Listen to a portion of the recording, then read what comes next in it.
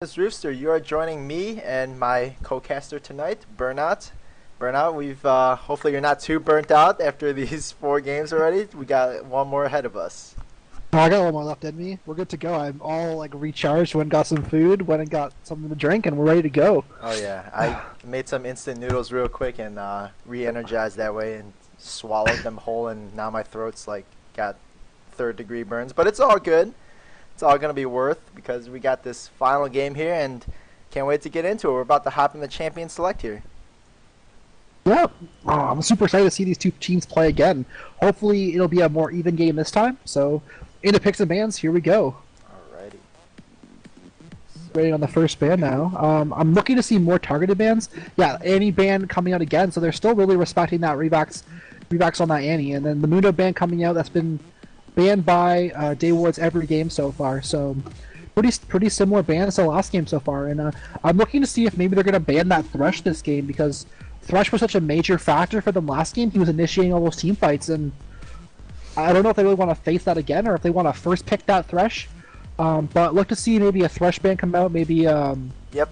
there's Thresh ban right there. So And I don't disagree with that. Like, when there's over in OGM, when people play against CJ Antis Frost, against Mad Life, they use 2 to 3 bans at least on Mad Life. They make him play something that he's uncomfortable with. And a lot of times they're very successful in that because, it's a very fair assumption that supports do make the plays in bottom lane, and otherwise you can plug any AD carry with one of those aggressive supports and they can thrive if the support is aggressive enough and making plays. So force Revax to play something that he's not comfortable with, take him out of his comfort zone, and see what happens.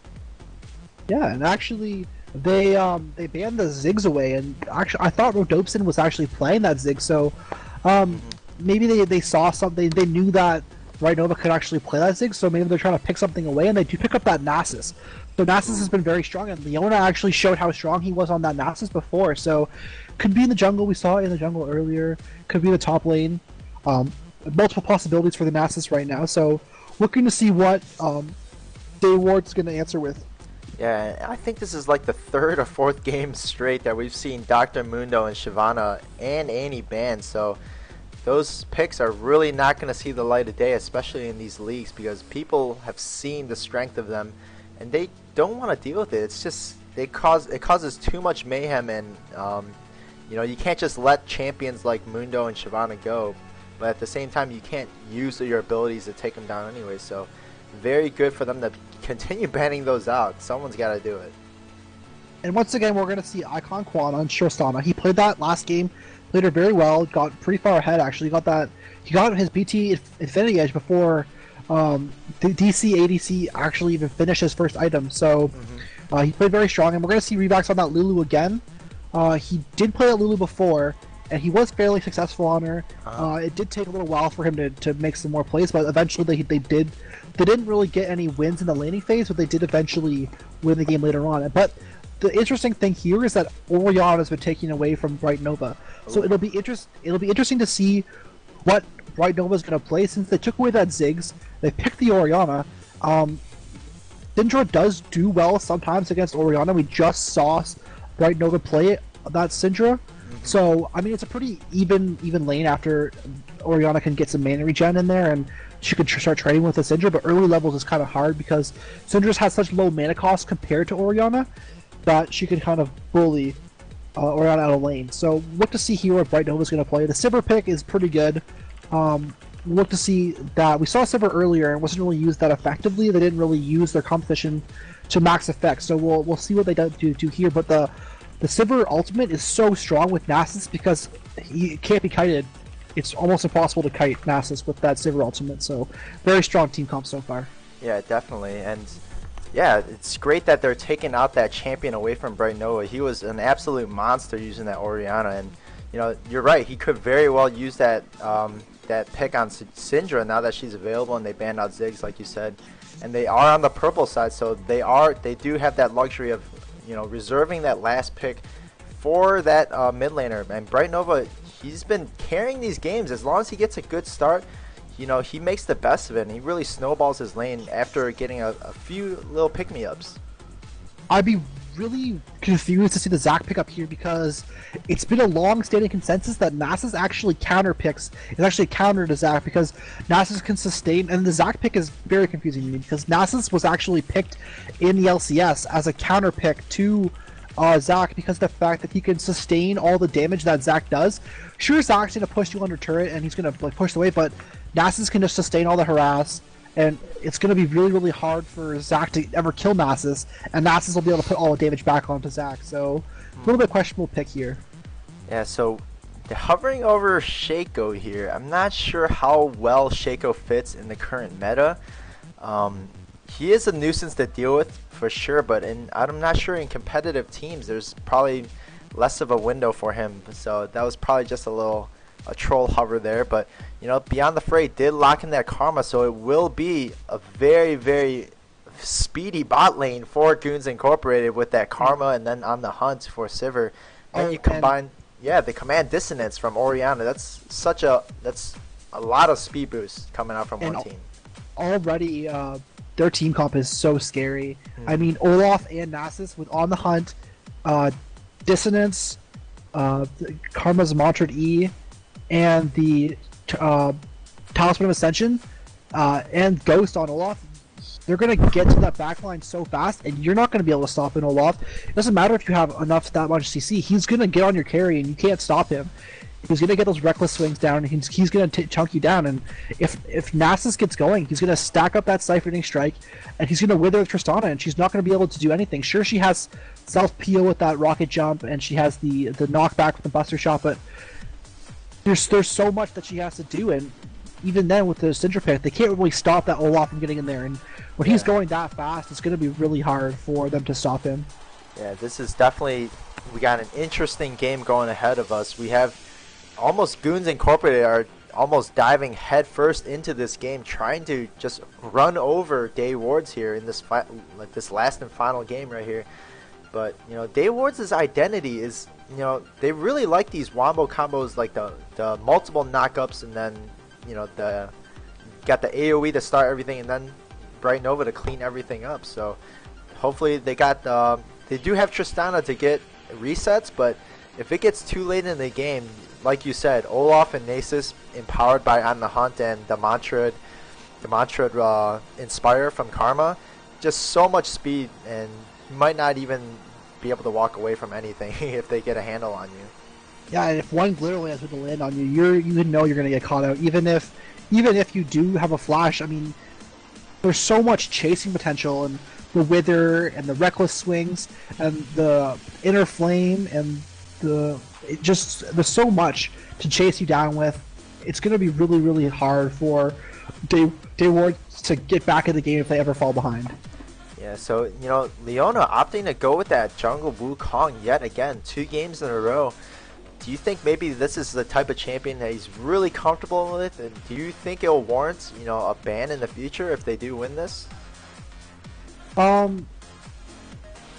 think the Wukong jungle is kind of like a niche pick here. I think the Nasus is like, he was really banking on getting that Nasus since they didn't ban it out against him, but they picked it against him with the first pick, and we have seen him play the Udyr so far, so maybe like Wukong's just like one of his favorite junglers that he likes to play and he's comfortable with. You will lose games on some of your champions, like if you play them a lot, but I don't think they would go away from him because he does bring such a good team fight presence, and if they really like those wombo combos, those press R buttons, especially with the Lulu this time, it'll be really like a solid amount of block up. They have the Let's Bounce from Zac, they have that Cyclone, and they have that Wild Growth, so it'll be interesting to see what they do with that. Oh yeah, and I mean, they did have almost this exact same lineup actually, except instead of Zac they had Nasus, right? Or Malphite? Malphite, yeah. So it's very similar, and the Wild Growth, you slap that on any of those champions in the front line, and suddenly you have this huge slow aura around you. But at the same time, gotta watch out for the late game for coming from Goons Incorporated. So be interesting to see. I'm expecting to see Day Wards really push to make things happen early on, just because of that fact. They don't want to see that Nasus coming out with 300 stacks, you know, 2 to 3 core items, you know, and then getting flanked on the other side by an Olaf ghosting in as well. So that would probably be the most terrifying thing for the back line of Day Wards. Yeah, exactly. I wouldn't want to see that happen because if they don't win the game early here, their team comp is going to be really hard pressed because Oriana has the shockwave. They have Olaf to run in there. Yes, there's no like ball delivery systems per se, but if you put that ball on Olaf running in with that much speed, you're going to get the ball in the middle of their team no matter what you do because they can't stop him from getting in there. So they do have a ball delivery system in a sense, and they can't peel Nasus and Olaf, especially with that much speed. So it'll be a great team fight phase, I think, this game. Right, I completely agree. Olaf with his Ragnarok pop is definitely a force to be reckoned with for sure. So we'll see how Day Wards is going to combat this strategy because on paper it really looks very intimidating. Yeah, I completely agree. And if Day Wards is to fall behind this game, I don't think they'll be able to come back unless there's a huge throw, just because of the fact that there's so much potential to chase and catch people. It's going to be a very, very interesting game, and I think it won't be nearly as one-sided as last game. Yeah, I completely agree. So, yeah, definitely look to see, the factors that are shaping in the outcome of this game early on, due to the jungle presence. So, we are seeing the same repeat game, they just flip sides here. It is going to be Goons Incorporated on blue side this time, and Day Wards on the red side. For Goons Incorporated, we have Redopsin playing Oriana in the mid lane. Machine K will be playing Nasus in the top lane. DC ADC will be playing Sivir as the marksman. Beyond the Fray as Karma as the support. And Resistance will be playing Jungle Olaf. And for Goons Incorporated, we have Rebax playing Lily once again in the support lane. We have Icon Quan playing Tristana in the AD carry lane. We have Leona playing Wukong in the jungle. We have Hill of Shovel on Zac again from before, and we have Bright Nova on Syndra in the mid lane once again. Yeah, so we're seeing this Ghost teleport Nasus here, so it's going to be interesting to see how much he farms, and I'm wondering how much stacks he's going to get in this game. A lot of people actually have been taking Flash on Nasus because of the fact that it's fairly good on Nasus because of the fact that you're going to get ganked a lot early because you're Nasus and you're fairly weak early game, and you really want to punish that Nasus early, and Flash lets you escape from ganks better, and also it lets you to get in range for like Flash Withers and Flash Qs and stuff. Whereas, because you wouldn't really need Ghost in a situation like this because you already have so much speed coming from your team. They could give you so much speed, so I think maybe Flash would have been better because it would have given him extra safety in the lane, but we'll see how Ghost pays off for him here. Definitely, and yeah, same thing as last game. Both teams respecting each other's level 1s and not really taking any risk right now because it's just so difficult to get through the other side of the jungle because, obviously the other team's going to get to their bushes before you do. So just going to play it safe and guard their entrances. Yeah, exactly. We still haven't seen an invade yet this season from what we casted, and I would really like to see one, but both teams do have fairly weak level 1s. I mean, there wasn't any level 1 CC other than this couple of slows from the Glitterlance. I don't think Zac would take the Elastic Slingshot level 1. And so there's really not much, except for maybe a snare from Karma if she got her W first, or Slow Tether, I think. So there's not really much dueling potential here, so it's pretty standard. Yeah, we're seeing Karma actually just almost going Season 3 style here, getting wards and a bunch of pots and consumables down here, bypassing all the gold income items available. Really that tells me they're just trying to be as aggressive as possible, just spamming spells and making sure they can survive these trades. And actually, we're seeing a lane swap here. So Nasus is being matched up against Lulu and Tristana, and we have Zac, who's going to actually take the Wolves.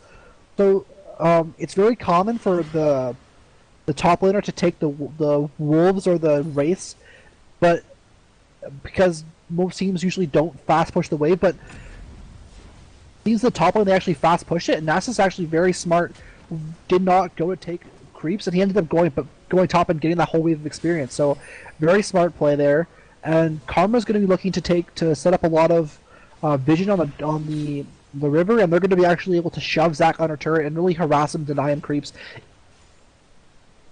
Yeah, I'm really interested to see how these solo laners, the top laners, are going to react to these 1v2 lane swaps.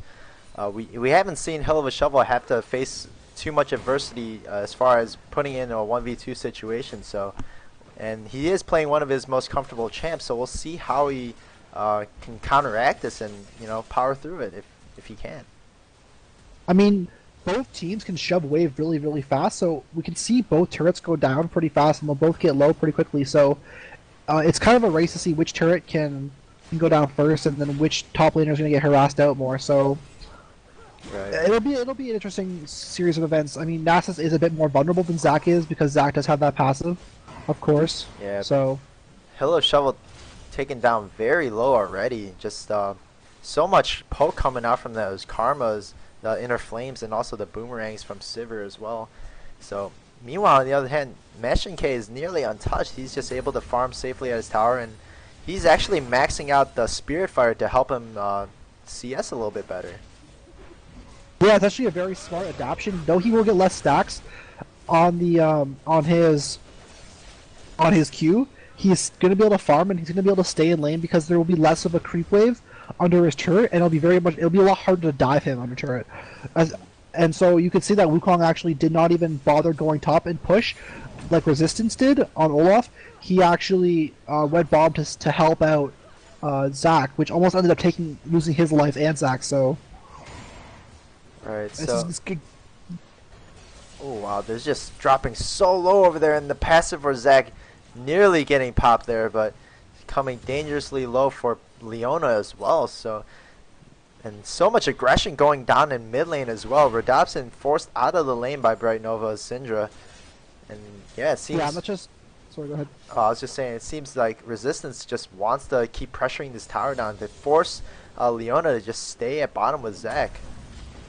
Yeah, and actually, Leona and Hill of Shovel both going back, and they're getting a lot of damage down on this turret. But in the top lane, they're actually getting this like the same amount of damage down on this turret. So it looks like they'll both be able to trade this evenly. The only thing is that Hill of Shovel was denied a lot of CS, and though he'll be able to freeze this lane, he'll be able to catch back up in CS, and he'll be able to catch back up in experience. Mashinke is actually doing very well. He's actually harassing down onto Icon Quan and onto Revac. So very, very well played so far by Foods Incorporated. Yeah, and just look to see them reacting and swinging, swapping the lanes back. Actually, they are heading back towards there, so it's possible that Mashinke could bait something out here. He doesn't have any mana, so this could be their window of opportunity that they think to jump on Nasus, but they might be a little bit more reserved here. But they're on their way. Sivir and Karma running up the lane. We'll see if he can keep them there.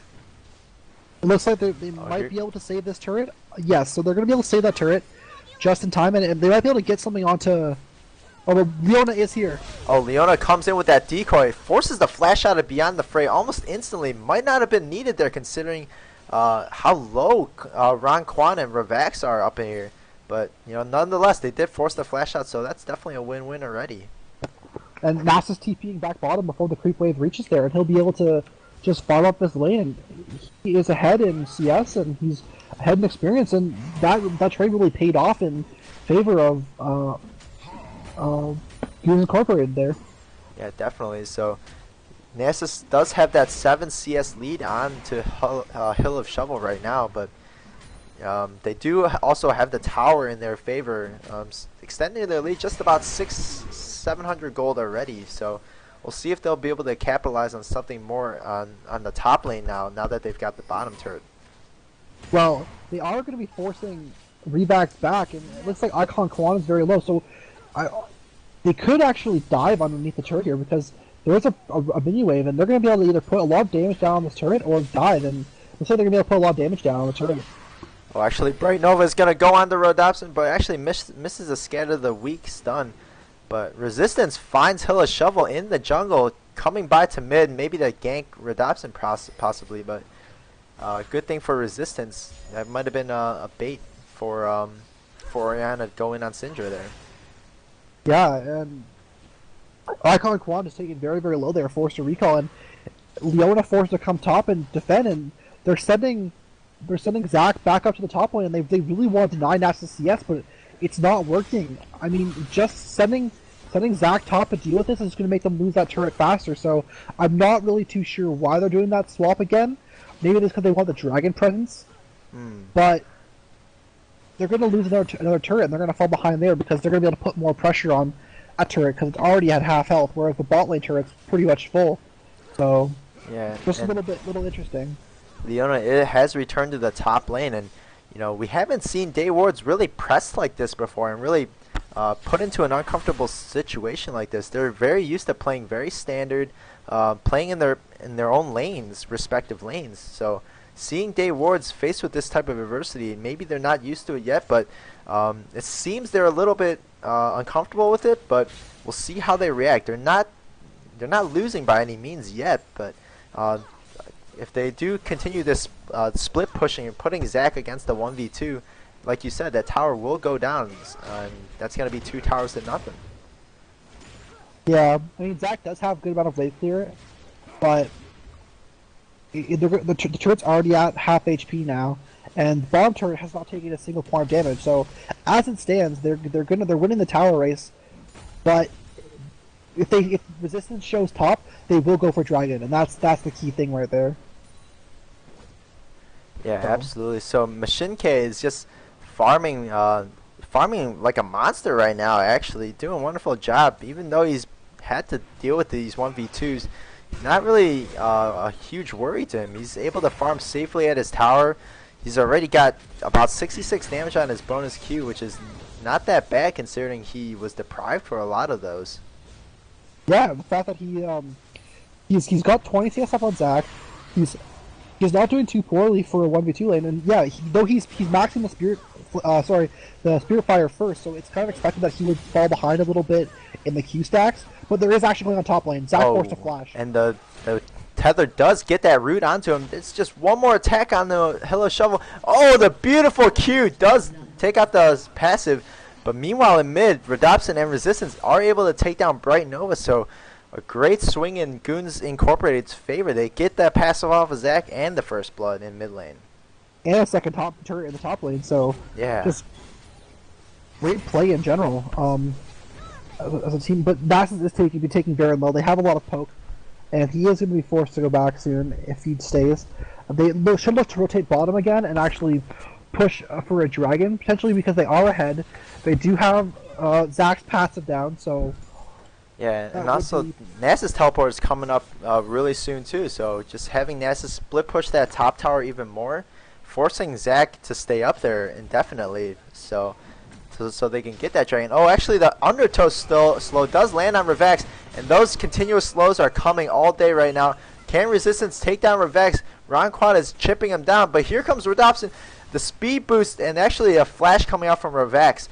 Will he be able to get out of there? Probably not. He's going to sacrifice his life so his AD carry can get out alive.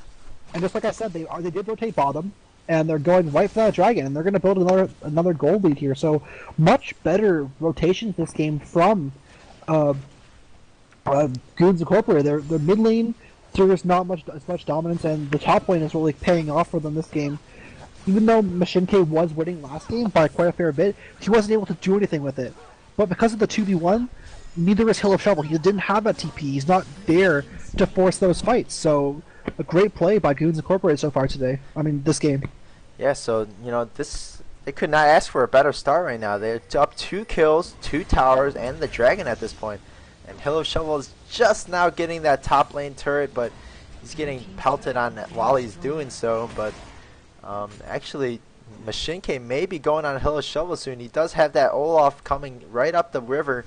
But I think he might be really too far from home to get back, but we'll see if he can.